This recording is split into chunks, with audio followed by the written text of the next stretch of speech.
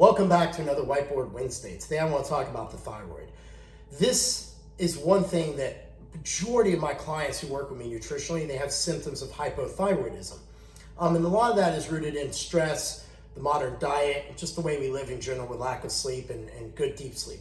So some of the symptoms you will see with someone who has hypothyroidism is fatigue, weight gain, constipation, dry skin, thinning of the hair in the outer third of the eyebrows, memory loss, weakness, irritability, cold intolerance, and depression.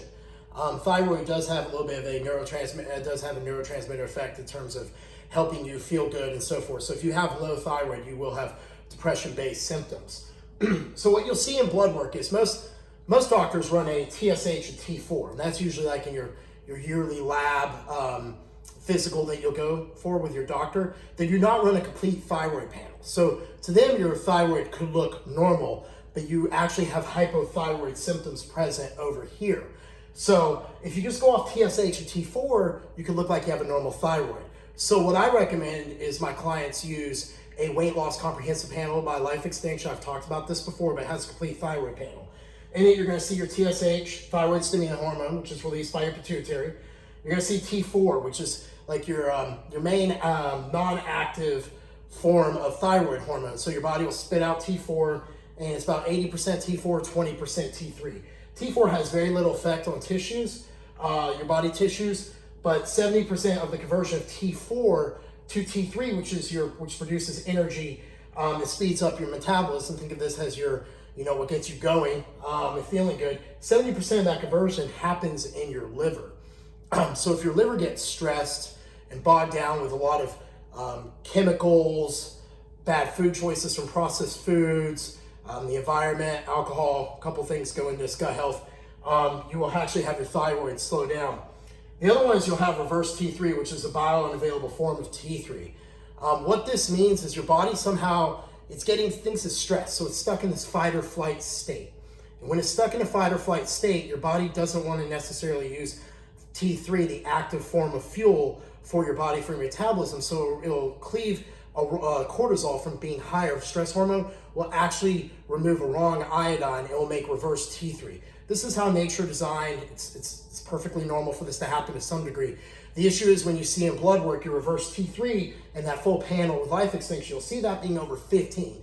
And that's the sign that you need to start working on liver, sleep, iron, things that help support your thyroid, and most of all, like backing things down, exploiting recovery.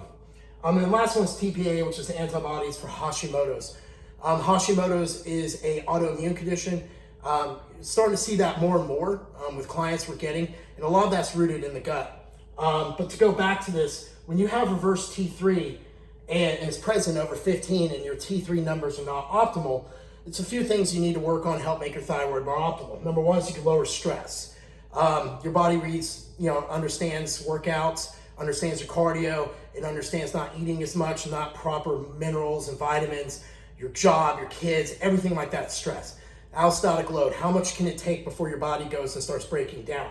So one way you can help bring your thyroid back up when you're working a proper program of nutrition and gut health and other things is to lower stress. The other one is lower inflammation.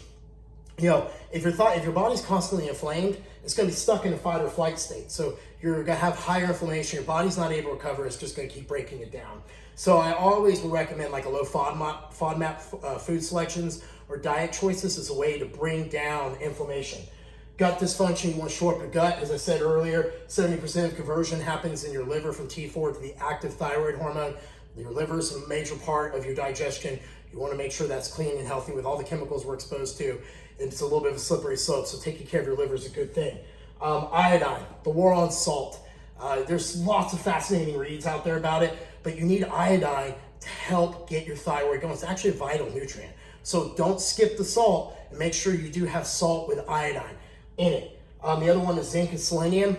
A lot of our crops today are depleted of these two vital minerals because of overcropping, the soil degradation over time. So a lot of us now have to fortify with these supplements. It's not very uncommon to do that.